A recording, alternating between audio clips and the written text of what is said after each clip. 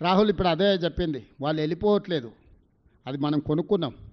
వాళ్ళు విస్తరణకు ఒప్పుకోవడం లేదు. కేంద్ర ప్రభుత్వం ఏం పెట్టిందంటే విస్తరణకు ఎల్ఎన్టీ ఒప్పుకుంటేనే మేము విస్తరించడానికి అనుమతిస్తామని కండిషన్ పెట్టిండ్రు. లేదంటే వీళ్ళిద్దరూ ఒక ఒప్పందానికి వచ్చి ఇప్పుడు ఉన్నది మేము నడుపుతాం, మిగతా కట్టేది మేము ఇద్దరం కలిసి సమన్వయం చేసుకొని నడుపుకుంటామని ఒప్పంద పత్రం తీసుకురామన్నారు. వాళ్ళు ఒప్పందం ఇవ్వడానికి సిద్ధంగా లేరు, ఫర్దర్గా పొడిగించడానికి సిద్ధంగా లేరు. మా ముందల మిగిలిన ఆప్షన్ దీన్ని పొడిగించుకోవాలంటే దాన్ని కొనుగోలు చేయడమే. ఇది కూడా మేము అడగలే, ఎల్ఎన్టీ ఆప్షన్ ఇచ్చింది. మేము మీతో కలిసి పనిచేయం, మేము విస్తరించడానికి సహకరించడం. మరి ఏం చేయాలంటే మీరు కొనుక్కుంటా అంటే మీరు కొనుక్కోండి అని. వాళ్ళు మేము కూర్చొని ఒక చర్చలకు వచ్చి ఒక ఒప్పందానికి వచ్చి 15,000 కోట్ల రూపాయలకి ఇప్పుడు ఎగ్జిస్టింగ్ ఉన్న మెట్రోని కొనుక్కోవాలనుకున్నాం. మార్చి 31 లోపల ఈ కొనుగోలు ఒప్పందాలు పూర్తయితే దానికి యజమాని మేము అవుతాం. యజమాని మేము అయిన తర్వాత కేంద్ర ప్రభుత్వం పెట్టిన కండిషన్లకు ఆల్రెడీ లెటర్ రాసిన, మేము ఆల్రెడీ కొనుగోలు ఒప్పందం అయిపోయింది, మీరు మిగతా అనుమతులు ఇవ్వండి అని. మిగతా అనుమతులను కూడా ఇవ్వకుండా ఇన్ని రోజులు ఏ కండిషన్ అయితే పెట్టారో వాళ్ళు ఊహించలేదు. ఎందుకంటే వాళ్ళు పిఎస్యూ పబ్లిక్ సెక్టర్ యూనిట్స్ అన్నీ అమ్ముకుంటూ పోతున్నాడు మోడీ గారు. సో కాంగ్రెస్ ప్రభుత్వం కొనుక్కుంటుందని ఊహించని పరిణామము, హఠాత్ పరిణామం అంటారు కదా, హఠాత్ పరిణామం అని.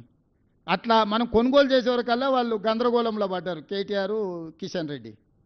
సో ఇప్పుడు కొనుగోలు చేసినాం, విస్తరించుకుంటాం.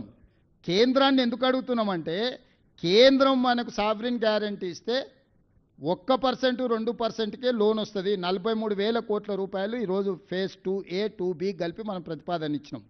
దీనికి రేట్ ఆఫ్ ఇంట్రెస్ట్ 40 ఏండ్ల పీరియడ్కు లోను 1%, 2% రేట్ ఆఫ్ ఇంట్రెస్ట్లోనే లోన్ దొరుకుతుంది. కేసీఆర్ 11.5% అప్పులు తెచ్చిండు. నేను రాష్ట్రం యొక్క ఖజానాను కాపాడాలని కేంద్ర ప్రభుత్వం వెనకాల పదే పడుతుంది. కేంద్ర ప్రభుత్వం కలిసి రాకపోయినా సొంత పైసలు ఉంటే మనం మెట్రో కట్టుకోవచ్చు, అది చివరి ఆప్షన్. నేను బ్యాంకులకు వెళ్తే లోన్ వస్తుంది, 8-9% పడుతుంది రేట్ ఆఫ్ ఇంట్రెస్ట్. దాంతో ప్రయాణికుల మీద భారం పడుతుంది, రాష్ట్రం మీద భారం పడుతుంది. కాబట్టి ఆ భారాన్ని తగ్గించి ఇంటర్నేషనల్ బ్యాంక్స్ నుంచి, జైకా లాంటి సంస్థల నుంచి, వరల్డ్ బ్యాంక్ లాంటి సంస్థల నుంచి తెచ్చుకుంటే మెట్రో అర్బన్ ఇన్ఫ్రాస్ట్రక్చర్కి 2% ప్రయాణం రేట్ ఆఫ్ ఇంట్రెస్ట్లో లోన్ రావడానికి ఉంది. దాంతో భారం తక్కువ ఉంటుంది 40 సంవత్సరాలకు. ఇప్పుడు నేను ప్రత్యక్షంగా పోతే 10-15 ఏండ్ల లోను 10% రేట్ ఆఫ్ ఇంట్రెస్ట్లో లోన్ తెచ్చుకోవాల్సి వస్తుంది. నేను ప్రభుత్వం మీద ఆర్థిక భారం పడొద్దు, ప్రజలకు నష్టం కలగొద్దని ప్రయత్నం చేస్తున్నా, చివరిదాకా ప్రయత్నం చేస్తా. కలిసి రాకపోతే ఏం నిర్ణయాలను తీసుకుంటే ఇప్పుడు ఎల్ఎన్టీని కూడా అన్ని రకాల ప్రయత్నం చేసినాం. వాళ్ళు మేము అమ్మేసుకొని వెళ్తామన్నాం, ఇద్దరం కూర్చున్నాం, మాట్లాడుకున్నాం, ఒక రేటుకు ఒప్పందానికి వచ్చినాం. ఇవాళ పర్ కిలోమీటర్ కట్టడానికి Rahul, you go and verify, 320 నుంచి 350 crores పర్ కిలోమీటర్ మెట్రో కట్టడానికి అవుతుంది ఖర్చు. ఇప్పుడు 72 కిలోమీటర్లు ఉంది ఇప్పుడు కట్టిన మెట్రో. జస్ట్ 350 crores లాగా పట్టుకుంటే కూడా 30,000 కోట్ల రూపాయల అసెట్ అది. కోర్ సిటీలో ల్యాండ్ ఎక్విజిషన్ కాస్ట్ ఎంత అయిందో నీకు తెలుసు. So now 35,000 to 40,000 crores of అసెట్ని 15,000 కోట్ల రూపాయలే రాష్ట్ర ప్రభుత్వానికి సాధించి పెట్టిన నేను. అందుకే కేటీఆర్ నోట్ల మాటలు రావట్లేదు. ఇది కొనుగోలు మీద ఆరోపణ చేయలేడు, ఎందుకంటే మొత్తం ప్రపంచంలో ఏడైనా 300 కోట్ల రూపాయలకు తక్కువ కాదు మిగతాది land acquisition cost per kilometre. ఇలా 72 కిలోమీటర్లు సింపుల్గా వేసుకున్నా కూడా 25,000 కోట్లు. ల్యాండ్ ఎక్విజిషన్ అదర్ ఇష్యూస్ పెడితే ఇంకా ప్లస్ 15,000 కోట్లకి ఎప్పుడైతే ఎలాంటి మనకి ఇవ్వడానికి ఒప్పుకున్నదో కేటీఆర్కి మతిపోయింది. విస్తరించడానికి అనుమతులు వచ్చిందని కిషన్ రెడ్డి గారికి మతిపోయింది. మనం ఊహించనంత వేగంగా ఈ నిర్ణయం తీసుకోవడానికి వాళ్ళు ఉక్కిరిబిక్కిరి అయిపోయి ఎల్ఎన్టీ పారిపోయింది అంటున్నాడు. పారిపోయేది ఏంది? ఎల్ఎన్టీ మనం వాళ్ళు అమ్ముతున్న రేటుకు మనం కొనుక్కున్నాము. ఎల్ఎన్టీ ఈరోజు సంతోషంగా ఉంది. ఎల్ఎన్టీ పారిపోయేది, నువ్వు బ్లాక్మెయిల్ చేసినావు ఎల్ఎన్టీని. తెలంగాణ రాగానే 3 ఏళ్ళు పన్నులు నడవని అన్నందుకు 12,000 కోట్లకు కావాల్సింది 21,000 కోట్లకు పెరిగింది, 7-8,000 కోట్లు పెరిగింది. ఇప్పుడు ఉన్న దాంట్లో కూడా మనం 250 ఎకరాల భూములు వాళ్ళకి అప్పచెప్పినాం. ఇప్పుడు ఆ 200 ఎకరాల భూములు వెనక్కి వస్తే మనం ఆ భూములు ఆక్షన్ పెట్టి అమ్ముకుంటే 15,000 కోట్లు ఉత్తగా పల్లి పటానీలకు వచ్చేస్తాయి.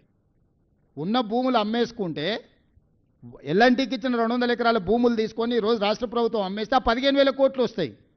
అంటే జీరో వాల్యూ మీద నేను ఈ రాష్ట్రానికి ఒక 25-30 వేల కోట్ల రూపాయల ఆస్తిని నేను తీసుకొచ్చి పెడితే అభినందించకపోయారు, కాళ్ళలో కట్టబెట్టేది ఏందా ఇది? పిచ్చి వ్యవహారాలు కాకపోతే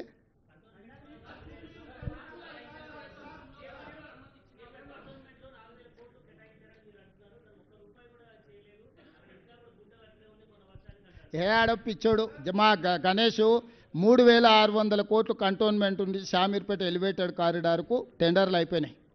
1,500 కోట్ల రూపాయలు కంటోన్మెంట్ నుంచి మేడ్చల్ ఎలివేటెడ్ కారిడార్కు 1,600 కోట్ల రూపాయలు అయిపోయినాయి. ఈ రెండు కలిస్తేనే 5,000 కోట్లు అయినాయి.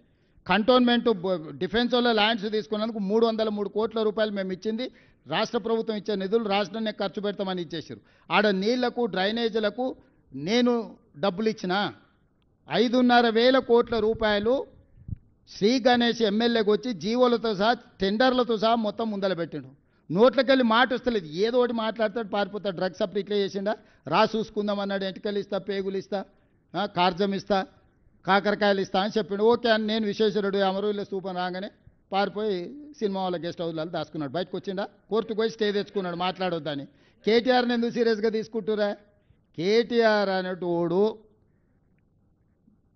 మామూలుగా అడ్డ మీద ఉంటారు చూడు, ఏది పడితే అది మాట్లాడేటోళ్ళు, అంటే ఏం మాట్లాడతారో వాళ్ళకు కూడా తెలియదు. అట్లాంటోడు దానికి హరీషు పెట్రోల్ పోతున్నాడు. వీని పిచ్చోని చేసేస్తే అయిపోతుంది. ఇక కవితను ఎలాగొచ్చినాం, వీని పిచ్చోని చేసి ఊరి మీద తిప్పితే వీడే బట్టలు చించుకొని తిరుగుతాడు. అసలైన తొలి వెలుగు. ఫాలో వాట్సాప్ @తొలి వెలుగు official.